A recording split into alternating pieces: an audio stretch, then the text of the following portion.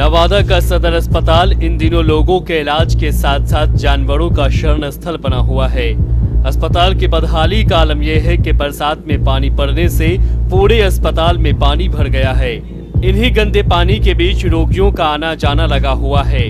अस्पताल में रोगियों के साथ साथ बड़ी संख्या में गधे भी दिख रहे हैं, जो किसी भी सूरत में ये नहीं दर्शाता है कि ये नवादा का सदर अस्पताल है।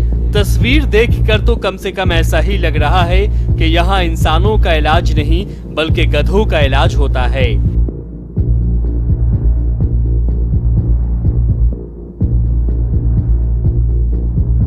पर देखिए गधा उधर घुस रहा है। यहाँ पर कोई डॉक्टर भी नहीं है और मरीज को लेकर के आए हैं जो कुछ ध्यान नहीं दे रहा है।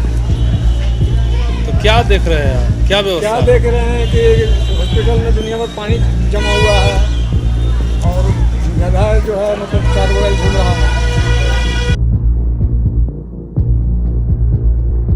अस्पताल के उपाधीक्षक कार्यालय के बाहर खड़े गधों को देखकर यही कहा जा सकता है कि उपाधीक्षक साहब से ये गधे भी अपनी फरियाद करने पहुंचे हैं।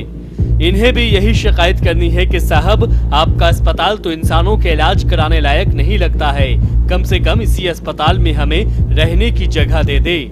नवादा से अमृत गुप्ता की रिपोर्ट।